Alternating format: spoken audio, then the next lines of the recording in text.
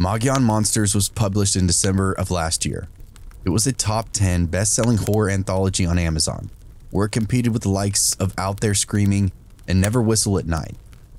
It features several award-winning horror stories like The Lineman, The Lion and the Pilot, and Skin Walk With Me. The Lion and the Pilot actually won back-to-back horror awards in 2023. I was born and raised in Arizona, which really shaped my interest as a storyteller. As a new indie author, I would hugely appreciate reviews on all platforms, such as Amazon, Barnes & Noble, and Goodreads. Reviews are crucial to my success in this industry, and I award those who leave the most thorough ones. I have an ARC team, which is a group of people who get to read my book before anyone else, and I send them signed copies of my book for free, as well as other random horror merch like custom stickers and posters. If you're interested in joining my ARC team, all you have to do is follow me on Facebook, order a copy of Magyarán Monsters, and leave the best review that you can. After that, I send out personal invites, as well as free merch to the selected winners. I'm releasing my next horror collection later this year, and I'll be shipping it out to some readers, signed, totally free of charge. The collection is called Ghost of Gravesmith, and is greatly influenced by the Lovecraft mythos. Again, these reviews are critical to my success as an author, and key to spreading the word about my novels. As a husband and father, it'd mean the world to me if you guys helped kickstart my career, and I'd be eternally grateful in the way of sending you free books in the future. Hey everyone, really quickly before we get into the stories, Zack, who is the guy that helps me curate and write and get all these stories together and put them, like rewrite them and put them in actual like reading format, making them legible and not like complete run-ons, and it's a shit show without him, and I can't thank this dude enough for all the hard work that he does for me and my channel. I really don't see my channel growing and continuing to be successful without his help. He's a fantastic writer, a cool dude, and it would mean the world to him and me if you could go check out his book. Leave some reviews like he asked you to, potentially join that ARC team so that you can get free copies of the book, signed, other merch, and things like that. I don't know. I mean, you're missing out if you're not. And again, just go help the dude out. He definitely deserves it and more. All right, that's it. All the stuff, all his links that you need to know for his book and his Facebook are in the description below. Check those out if you're interested. All right, let's get into the stories. I am a retired businessman living in New York City. I'm married with grown kids. But let me go back to my childhood days. When I was 13 years old, living in a small town in Georgia in the year 1965. In the year 1965 in Georgia, my two best friends were Timmy and Billy. We all went to elementary school together, and now we were in middle school together. It was amazing that Timmy and Billy were friends to begin with because they were polar opposites. Timmy, who wore glasses and had blonde hair, was also thin, shy, and reserved, while Billy had dark hair, which was almost black, was outgoing and muscular. Billy played football in school, was very good looking. Timmy was a very picky eater and hardly would eat, while Billy ate a lot of food, but it turned all into muscle. Billy had plans to be a pro bodybuilder once he'd grown up. Timmy liked classic music, like Mozart and Beethoven, while Billy liked rock and roll music, especially Elvis Presley and Chuck Berry. Timmy liked the dark-haired, beautiful Hollywood star Elizabeth Taylor, while Billy preferred the blonde bombshells like Marilyn Monroe, Jane Mansfield, and Mamie Van Doren. As for myself, I was a redheaded boy. My personality was quiet until I got to know you. Then I would open up more. I was also a protector to them both. I protected Timmy because he was so shy in nature, and I protected Billy as well. I was a little older than both of these boys, and saw myself more logical because of it.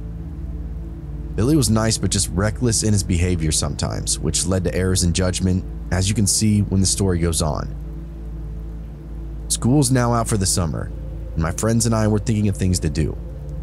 Different things because we could always go to the movies, swim, or ride bikes. One day, Billy came to us and told Timmy and I that the carnival was coming to town, would stay for 3 whole weeks. This was music to our ears. We planned to all go the upcoming Friday, which was the first day of the carnival.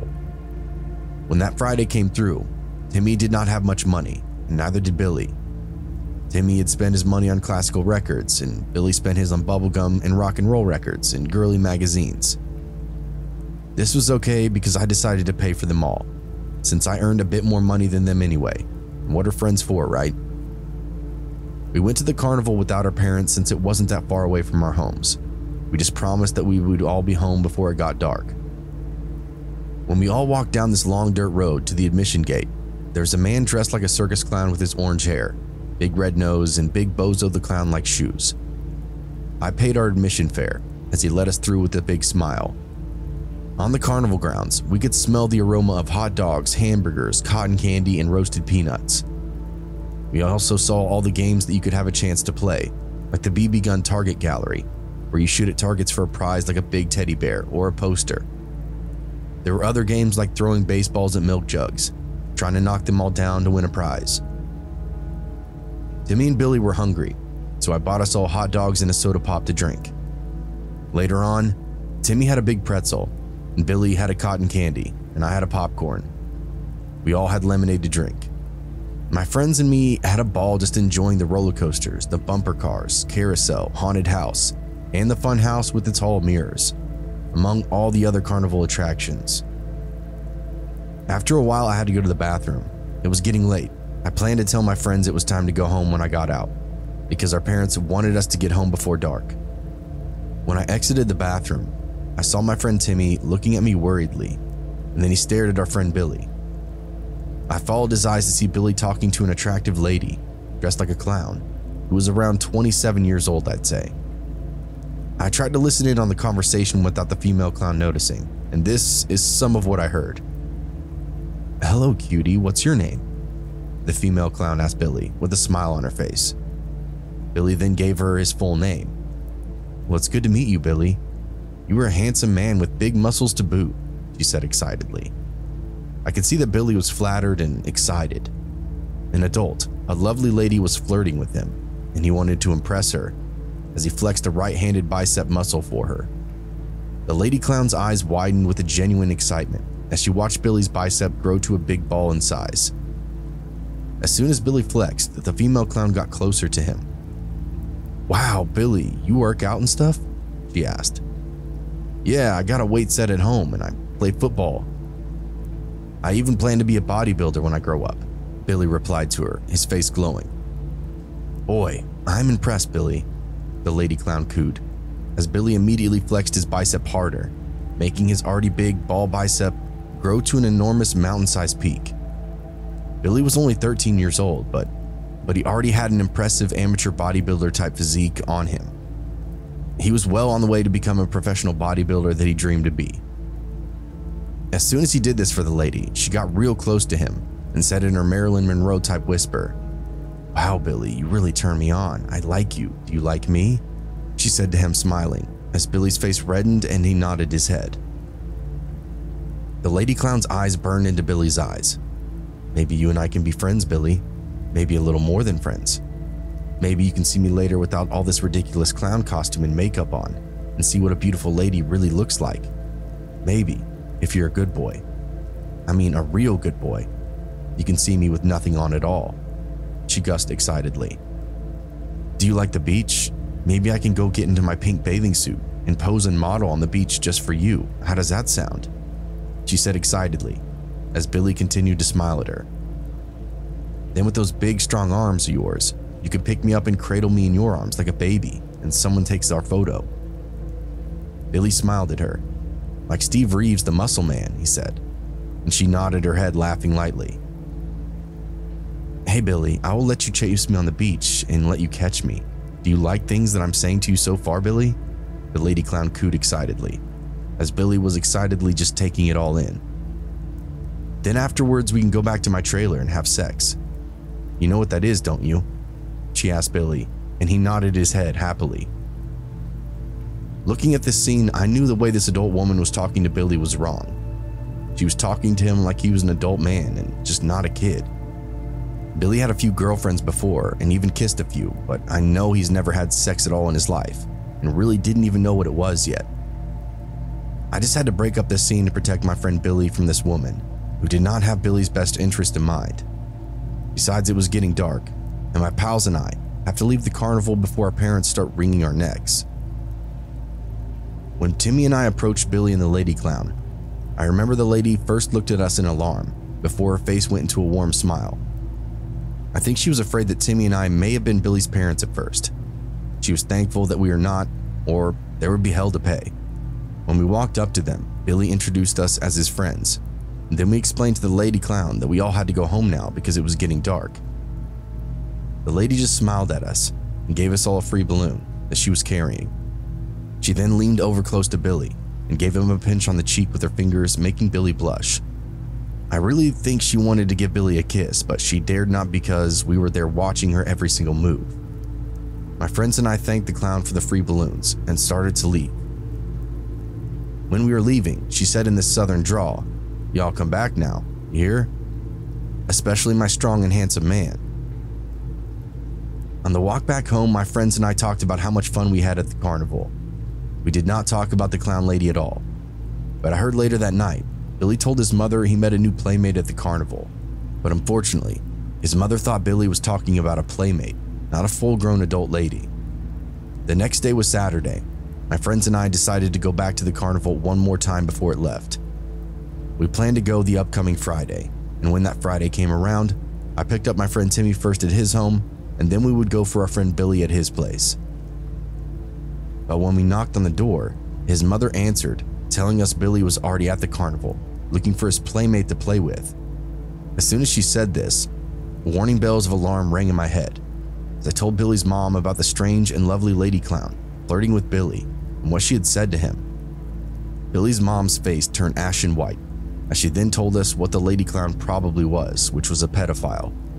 She told Timmy and I what a pedophile was, and how some abduct and kill children. I was horrified about hearing this. I knew what the lady clown was saying to Billy was not right, too. Billy's mom then went to her husband, explained the whole situation to him, and we all jumped into their station wagon and drove to the carnival, hoping we can save Billy before it was too late. When we got to the carnival, we asked around if anybody had seen Billy and this female dressed like a clown. Nobody had. We walked up to a heavy-set, bald-headed man wearing a tie, suspenders, and suit pants. He looked like a person who didn't take any nonsense from anybody. He just happened to be the carnival manager. We then explained the whole situation to him, and he took sympathy on our story. He told us that he would handle this situation himself, but Billy's mother was still very angry. The manager reassured us that he would handle it, but there was nothing more that we could do now for Billy. We couldn't find him, so we all went home. A day later, we heard the shocking news that somebody had tracked down that female clown to her trailer, tied her up nude on her own toilet, put a shotgun in her mouth, and blew her head clean off her body, with her head falling into her lap. Her eyes and mouth were still wide open in shock and fear on her severed head. Allegedly, she did confess on abducting Billy to her killer before she was killed herself. Thankfully, Billy was unharmed, in the lady clown's bedroom, shackled to her bed nude. Billy said that the lady was an absolute beast, just gonna ravish his body before the strange man saved his life. Billy did not know the name of the man, but then his description described that carnival manager to a T. I heard later that the carnival manager showed Billy's parents the dead, headless body, still tied to the toilet in a snapshot picture, as proof the job was done. Billy's parents wanted to pay the man for the job, but he refused as he lit up a big cigar and walked away with satisfaction written all over his face. Some people say this was carnival justice, killing a carnival worker who got out of line or broke the rules. But I think it might have been small town justice, taking care of the problem yourself instead of calling the police to do it. Whatever the reason, the job got done and we got my friend Billy back. The years passed, which they often do with kids our age. Billy got the counseling he needed and was doing okay, as we all graduated school and went off to college. Today, Timmy and Billy are still my friends, but we all live in different states in America. Billy chose to stay in Georgia. He became a professional bodybuilder and is now a bodybuilding coach with a family of his own. Timmy lives in Alabama with his own family. He's now a scientist. And like I said before in the beginning of this story, I'm now living in New York City as a businessman. My friends and I teach our kids about stranger danger and the dangers of pedophiles. Billy has even done seminars himself on the topic to protect young families and kids of this problem that still plagues us today. This trauma all happened a long time ago in a small town in Georgia in 1965. But there are some things that you can never forget. Thanks for listening to my story, which is really Billy's story.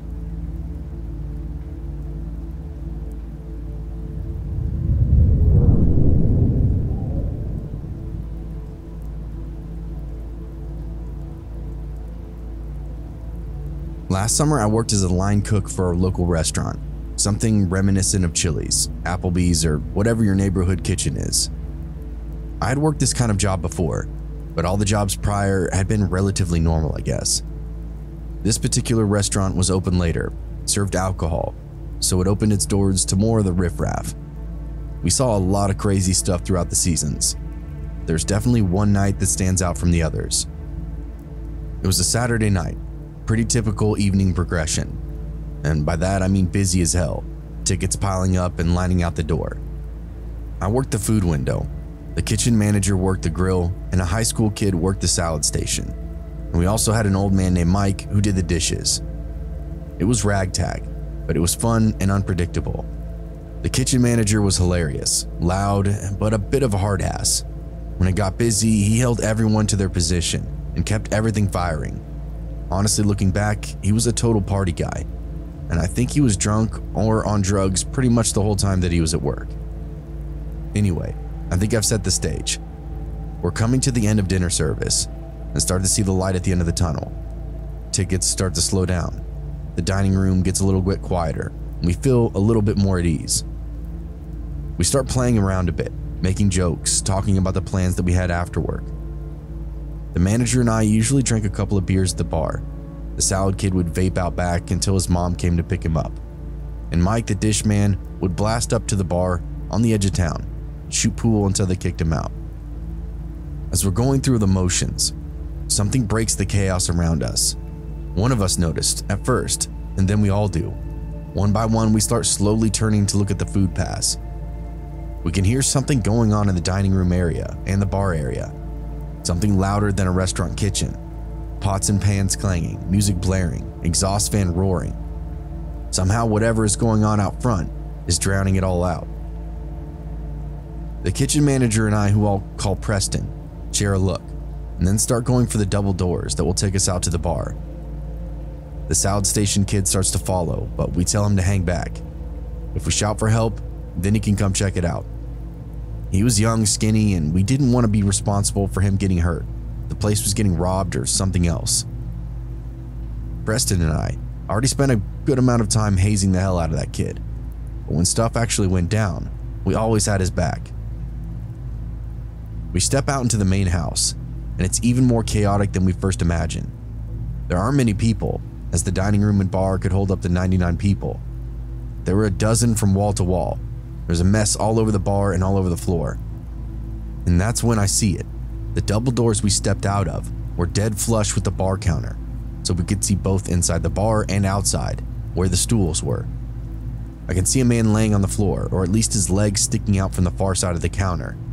Preston rushes over to see what's wrong with him, maybe even administer first aid if possible. I'm not really sure what his plan was. I just know that he jumped into action. I was frozen up though, because something really had my attention. Preston didn't notice, but our bartender was engaged with a patron, and it looked like it was getting closer and closer to a physical fight. Our bartender was a little older than us, maybe closing in on 40. He was a pretty big dude, tall and filled out, gave off military vibes, but never served. He was just a big, stern, albeit friendly alcohol enthusiast. The guy that he's trying to calm down is young, skinny, wild hair, baggy clothing, kind of the polar opposite of our bartender. It only takes one look for me to know that this kid is out of his mind. His eyes are bugged out, he's grinding his teeth, and I swear to God that he was barking and growling at the people around him. It actually had our bartender jammed up, as every time he went to snatch this kid up, the barking and snarling would make him freeze in place. I could see everything coming together, and I deduced maybe these two guys had had too much to drink. One attacked the other, and now Preston and I are rolling up on the aftermath. I was overwhelmed, so I just ran around the bar, burst to Preston and that unconscious guy on the ground, who I recognized after I saw him. The guy on the ground was a daily regular of ours, a nice old retired fella, not someone usually caught up in any kind of drama. Preston is cradling his head, trying to see if he's breathing. The guy on the floor is bleeding from a gash on his head and from his mouth, totally limp to the touch. I lean over and check for a pulse. It's there, no doubt about it. I start puking words up, trying to explain what I think happened. As I'm doing this, Preston's head snaps around to the guy wrestling with the bartender. Preston yanks me to the floor, puts the regular's head in my hands, and tells me to call the police. I didn't even pull my phone out from my pocket before Preston sprints and dive bombs this poor bastard right into the wall. Like I said, Preston was a no-nonsense type of dude. He just had a vibe about him that was almost threatening. He did have some anger problems, a drinking problem. The dude was like a modern-day pirate. Either way, he started bashing the hell out of this drunk guy. But much to everyone's surprise, it literally had no effect. The remaining crowd in the restaurant crowded to one wall, while Preston and the bartender did their best to restrain that psycho assailant. I got local dispatch on the line, told them who and where I was and what was going on. They were calm as can be, actually helped me find my sense of security. I caught my breath and explained everything, let my nerves just kind of fizzle out. Out of nowhere, that crazy attacker kid gets a burst of strength, absolutely drops the bartender. I don't know if it was a hard push or a punch itself, but all of a sudden, the bartender just hits the ground. Preston is stumbling too. The kid is running full sprint through the front door of the building. I was in complete shock that this guy could do so much damage and just still somehow escape. The dispatcher could tell something had changed in my tone and asked what was going on. I said in total disbelief that the perp just disappeared through the front door. He seemed unfazed, ensuring me that law enforcement was literally right around the corner, and medical was on their way too. She told me to keep my attention on the injured guy, which helped me bring me back to the moment. Just as I watched Preston charge out the front door and try to chase that guy down. But in that moment, I saw something in my periphery, something in the food pass. I remember Mike and the salad kid, probably scared shitless in the kitchen.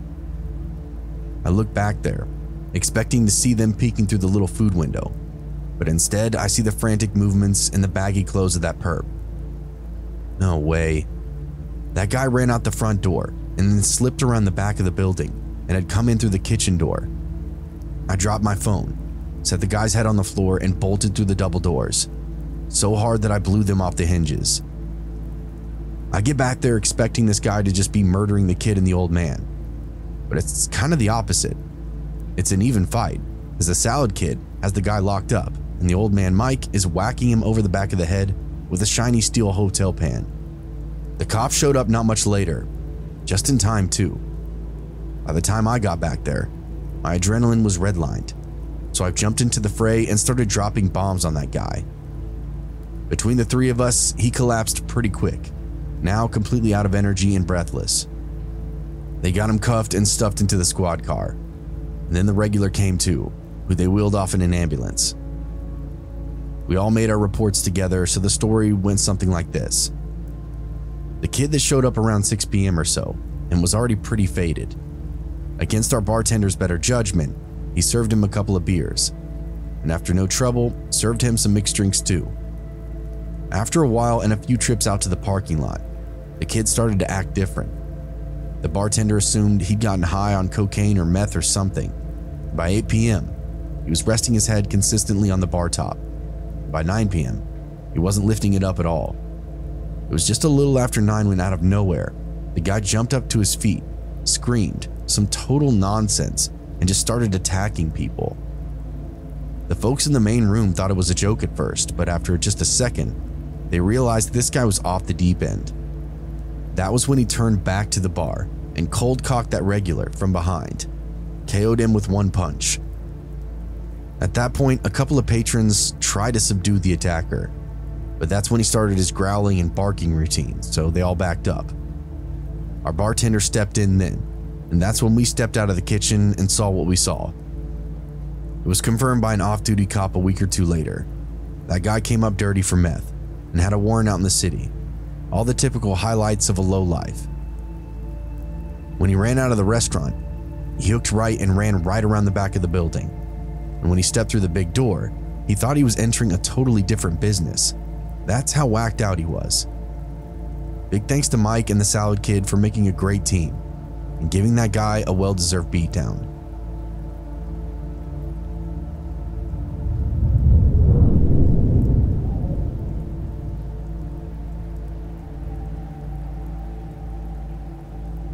I live rural, a couple hours away from the nearest city.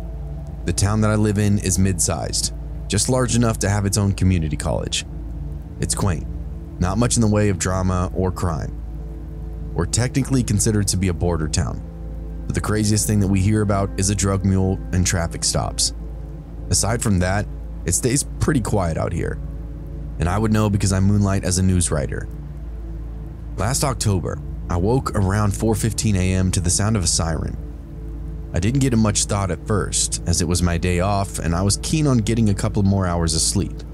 But that sleep would never come, because over the next 20 minutes, every siren in town chirped alive, and they were all cruising in the same direction, north, out of town and into the wilderness. There's a couple of communities out that way, but it's mostly just a winding highway until you hit the next city, which is about 95 miles away. The highway itself is just a 2-lane, and it's very curvy with lots of cliff falls and roadside boulders. It's honestly one of the most dangerous stretches of highway in the entire state, and claims at least 10 or 20 lives each year.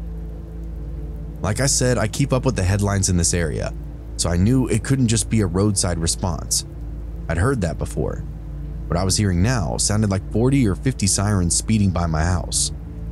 Between police, fire, and medical. I don't even think we had that many responder vehicles, which means we had out-of-town law enforcement on site for whatever was really going on. At this point, I slipped out of bed. I left my wife and cat to sleep and snuck into the office. I could see the highway through my window, and sure enough, sheriffs, DPS, state troopers, even forest rangers and volunteer vehicles were speeding by, disappearing into the woodland to the north. I knew something was up, so I turned on my police scanner. This is what I heard. That first siren was responding to a call. Someone rang the local police department, so they woke up to the sound of someone rapidly discharging a firearm somewhere nearby. That was enough to warrant some police officer presence, find out what was going on. Over the next 10 minutes, though, that call was matched with many more, all saying the same thing. Someone was shooting a gun in the campgrounds. By the end, though, the callers were all reporting hearing screaming, mostly that of a woman. I could only speculate. My guy told me that some kind of domestic issue got out of hand, probably fueled by alcohol. The fact that a woman was heard screaming, and for quite some time, told me there was definitely an injury of some kind, but it was impossible to tell who. By the end of the morning, though, all I could be sure of was they had a guy in custody and a woman detained for questioning. The woman was said to be totally naked. At this point, the radio comms were switched to a more secure frequency, one that I don't have access to, so my insider info dried up at this point. With that being said, I have my own connections in the local police department, so I started asking around. What they could share with me was that the parties involved weren't local, but in fact some kids that drove up that weekend from the city. The puzzling piece was that there were 3 of them involved, 2 men and 1 woman. Again, I didn't know what to make of this. The rumor around town was that a couple had come up here to go camping. A mutual friend followed them up here and attacked them in the dead of the night. That was why the woman was naked and screaming. She awoke to the attack and was forced to flee from her sleeping bag without time to pull on shoes or clothes of any kind. The communities are still shaken up. This is the first murder to occur here in some time, and it appeared to be in cold blood. I know it sounds gruesome, but I'm grateful that it wasn't any of the locals. No one that I personally know was involved. Anytime we hear a whirlwind of sirens like that, each and every local collectively holds their breath, as we know it could be someone near and dear to us that just had an accident. It's small town life for you. As of now, this is still an active investigation, and the shooter is facing second-degree murder charges. I'm following the case and trying to break news on it whenever I can. This is a witness from the campground. Last October, I took my family out for an end-of-the-year camping trip, as the area we like to use gets pretty cold beyond this point in the season. We're outdoor enthusiasts, never set ourselves up for disaster. There is absolutely nothing that we could have prepared ourselves for what we experienced that Saturday morning. The night prior had been totally normal. We sat around the campfire, roasted hot dogs and marshmallows, told stories, listened to the nearby coyotes howl and prowl. We turned in early, like usual, in good spirits, despite it being our last night to camp. It was my wife and I, plus our son, daughter, and the family pup. We were split between two tents, but honestly, could have all crammed into one if we wanted to. It was just more comfortable to be split up. Around 4 a.m. is when it all started. I snapped upright at the sound of the first report, only to hear 10 or 20 more follow in the darkness. There wasn't anything except for the barking of the gun and the quaking of my dog between our sleeping bags. Our dog usually barks or whines when he hears sirens or other loud things. But the nearness and abruptness of that gunfire had him shaking, or maybe it was even me. Sweat was dumping down my face. I hadn't been awake for more than 30 seconds. Instantly, my wife is asking me what the hell is going on, but all I can think about is the kids. They're across the campsite in their own tent. There's someone firing a gun within half a mile, maybe even less. It's hard to tell, especially when you're half asleep. Sound can carry an incredible distance, but when it's sharp, explosive like a gunshot, it can sound even closer than it really is. Either way, I wanted to account for my family before I did anything else. I unzipped our tent, ran over to the kids, and found my daughter awake and wide-eyed, my son still totally asleep. It was a perfect visual, as it matched their personalities pretty well. We joked before this that my son could sleep through an earthquake, and this was honestly not much different. I got them awake and moved everyone into my truck, which I fired up and just let idle for the time being. We were all trying to get service, to find out if something crazy was going on, but also ready to drive out of there if need be.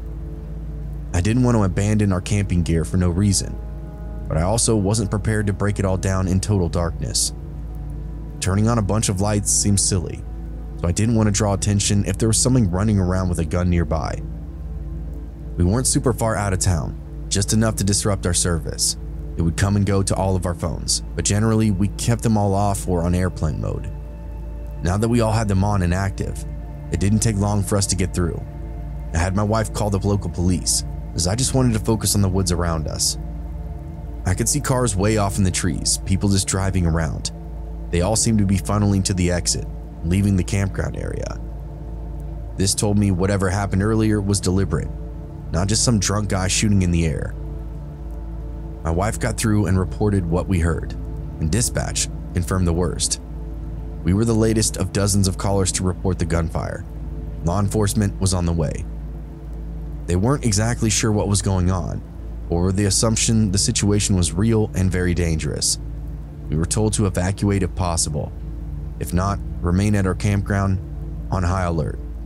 We stayed in the car with our eyes glued to the woodland. Man, every single shadow and tree trunk became a ghoul of some kind. My son and I were seeing shit left and right. Even my wife was falling for it.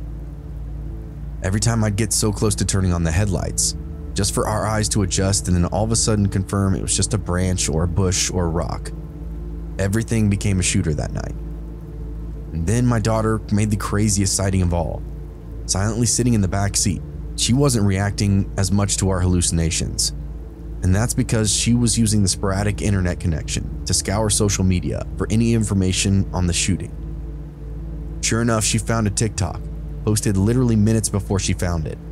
It was made by a camper, a lady within 100 feet of us. I couldn't believe it. Her narrative was similar to ours. She was a photographer in town for a wedding, chose to do some camping while in the area. She awoke to the gunfire just like we did, but instead of hanging around, she immediately packed her camp up and made back for town. While she was packing, she could hear screaming from somewhere out in the woods. She must have been over a hill from us, as the screaming wasn't as loud near our tents. Either way, she threw off the rest of her stuff into a car and sped out of there. As she's driving down the dirt road, she sees movement off to the side. Suddenly, a naked woman comes crawling out of the brush. She's scraped to hell, out of breath, and absolutely painted in blood. The woman explains in the TikTok that she was so shocked by the sight, she had to stop and let her in, as clearly this person was a victim. Now the two of them are fleeing from the scene of whatever had transpired. The naked girl seems drunk, delirious, maybe even on drugs. She starts begging the driver to take her back to camp so she can get her dog before they kill him. Suddenly, it seems like maybe these two guys were in on it together and were trying to kill the girlfriend. She somehow escaped. In the video, the photographer woman is in the front seat of the sheriff's vehicle, wearing a bulletproof vest and everything. She didn't make it out of the forest before the cops started pouring into the camping area, where they threw the doors open and cried for help. The officers took both of them for questioning, but the naked girl, the victim, was quickly taken back to town to the department. The camping girl was left on site while the cops combed the woods. That's when she made her TikTok. In the footage, you can watch her staring out the trees, and she does the same thing my family was doing, overreacting to literally every shadow and branch in the darkness. It was surreal to watch. By the end of the video, the police bring someone into the headlights and tuck them into the backseat of a different cop car. We stuck it out that night, hiding in the car, then packed up everything the moment the sun came up. We dodged a bullet, literally, and came away from the whole crazy incident totally unscathed. It was the scariest thing to ever happen to me as a father, but I can't imagine what it was like for everyone else involved. Hello, my name is Zach, and I help curate and edit the multitude of stories that Booze brings you every single week.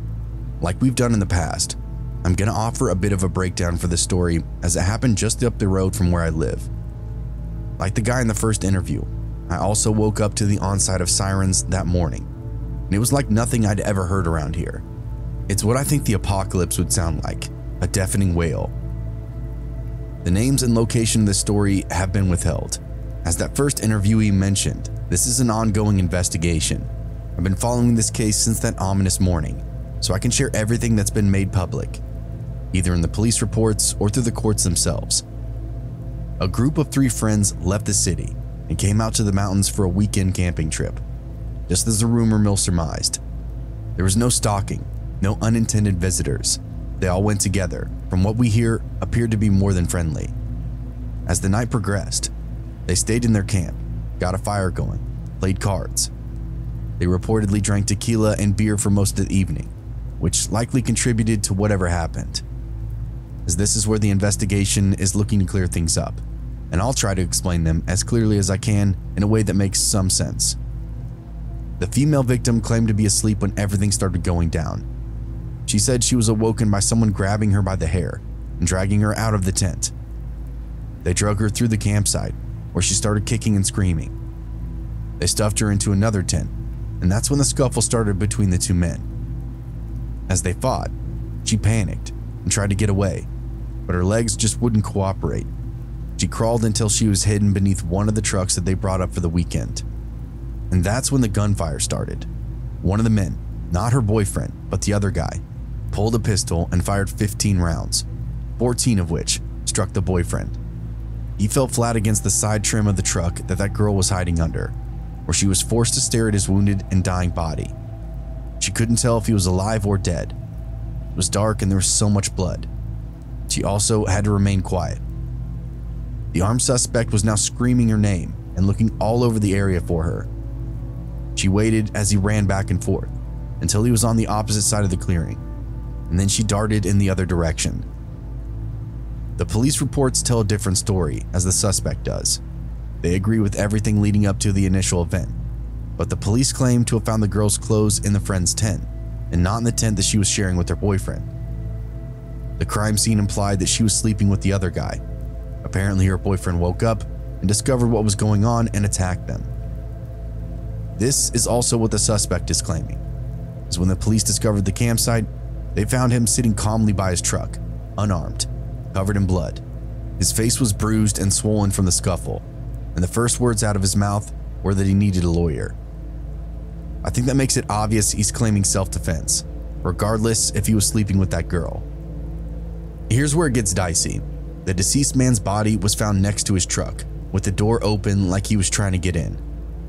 It appeared that the suspect discharged the pistol while the boyfriend was fleeing, maybe even running away. A self-defense case won't hold up if that's what the evidence suggests. The suspect's bail was set at $250,000, which is also telling of the details. There's still a lot of pieces of the puzzle missing here, hence the investigation. Either way, the story comes back together here. One guy shot the other. The girl hid under the truck. The suspect began hollering, looking around for the girl in a panic. She made her escape and rendezvoused with that photographer lady a few forest roads over. Regardless of what really happened, the whole thing is just a tragedy, a total mess of a situation. Everyone's lives changed in a single dark, screeching moment, where no one was coherent enough to know what was going on. 3 people went out there as friends, and in the dead of the night, started killing one another by the light of their own fire. The original suspect made bail once during processing, but I'm not sure if he's still out on release. He's still facing second-degree murder charges, as well as a few other things that go with that kind of charge. His residence was searched and seized. I think they're trying to figure out if it was premeditated, or if he had a prior romance with the girl, which I believe she's dismissed. I found all of their personal Facebook profiles over the last few months, and honestly, a lot of people have lashed out at the shooter, claiming that he must have been planning on doing this for some time, that he was just pretending to be his friend to steal his girl. The area they were in is only 20 minutes or so from town. Literally every law enforcement officer rallied when they heard the active shooter call. We even had responders from the reservation and the next county over, hence why it sounded like a small army passing through our quaint little town. It's a commonly used campground and would have been highly populated the weekends of the shooting.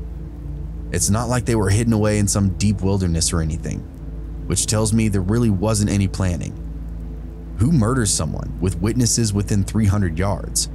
If it was planned, they would have camped more secluded and not just off the highway. Hell, there's a small community of houses out there just up the creek from where their site was. Who knows, as I can only speculate with information that's available. I wanted to share this story a few months ago when it was breaking, but I wanted more concrete data before pitching it as an episode. The case has since stalled out in court, as the suspect's lawyers build up a defense for him. If any more developments come up worth sharing, you guys will be the first to hear them.